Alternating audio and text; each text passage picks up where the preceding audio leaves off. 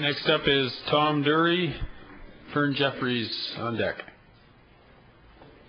Excuse me. I've been admiring the yellow T-shirt so much last night and tonight, and I do want you to know that I paid for my own clothes, and I got here on public transit.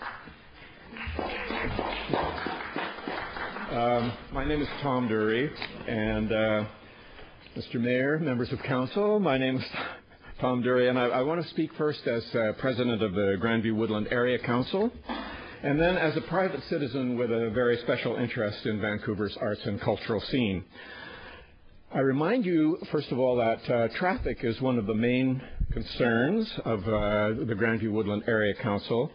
At a recent workshop attended by one of our directors, Councillor Meggs was reported as saying that an estimated 200 to 300 cars per hour would be traveling to and from the proposed casino at all hours of the day and night. Many, if not most, will be traveling through Grandview-Woodland on their way to the suburbs. This estimate may even be conservative, since promoters of the development are estimating attendance at gambling of 42,000 people per week. That's 6,000 per day on average. How many of them do you suppose will be taking the bus? Since I understand that there would be at least 7 bars and lounges in the development, patrons will have plenty of opportunity to become well-oiled before they aim their cars at our neighborhood children. In our letter of January 10th, we also addressed the matters of organized crime, negative effects of gambling, especially on youth, and the reduction of support for charities. While it's very tempting to speak further on these issues, they'll be fully explored by others here tonight and in the days to come, I'm sure. Speaking now entirely as an individual, and strictly for myself, I want to tell you, frankly, what I think of the so-called entertainment complex that is focused on Las Vegas-style gambling. Not long ago, I started looking at other cities similar in size to Vancouver to see what they were doing to develop their city centers, what they were offering to their citizens, and how they were promoting tourism. 4 cities quickly emerged: Copenhagen, Valencia, Miami Beach, and Oslo, each promoting new cultural facilities, concert halls, opera houses, art galleries as major reasons for visiting. If you take a moment to look these up, you'll see that they also offer their own historical heritage along with exciting contemporary architecture. No wonder they can speak with pride. I was drawn especially to Oslo, Norway, a city of around 600,000, because it reminds me so much of Vancouver. Situated on a fjord and surrounded by mountains, the city offers the same outdoor attractions as we do.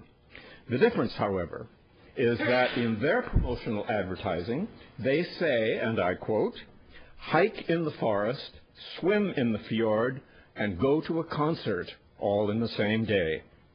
Oslo also informs us there are 50 museums and galleries in the city center. Out of a listed 10 top attractions, there are no fewer than 4 major cultural institutions: the National Opera and Ballet, a simply stunning and user-friendly new building on the waterfront, by the way, the Norwegian Museum of Cultural History, the Vigeland Sculpture Park, and the National Gallery. I could list another 6 cultural attractions that are offered to the visitor, along with the city's spectacular natural setting. What do Pavco and Paragon want Vancouver to offer to us and to the world? 1,500 slot machines. In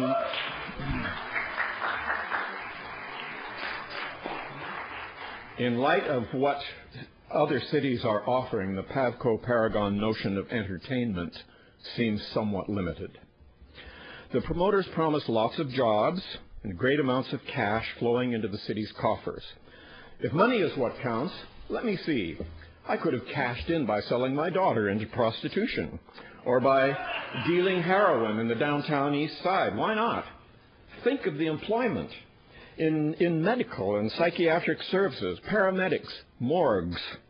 Would this be justified even if I gave the proceeds to the Children's Hospital? Sometimes we have to make moral and aesthetic judgments. This is one of those times.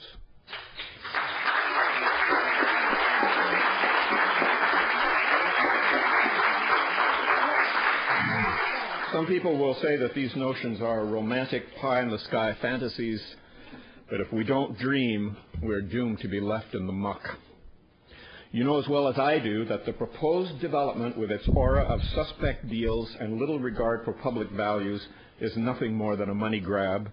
It's an architectural and social disaster that would be shameful blight on this city forever.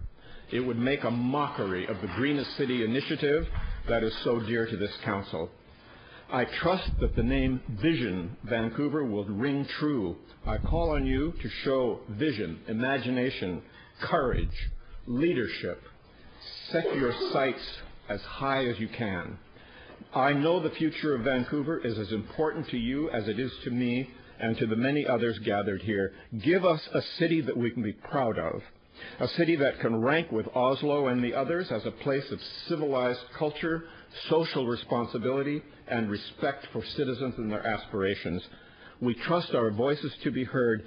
Say no to this zoning proposal, or even better, say no, thank you.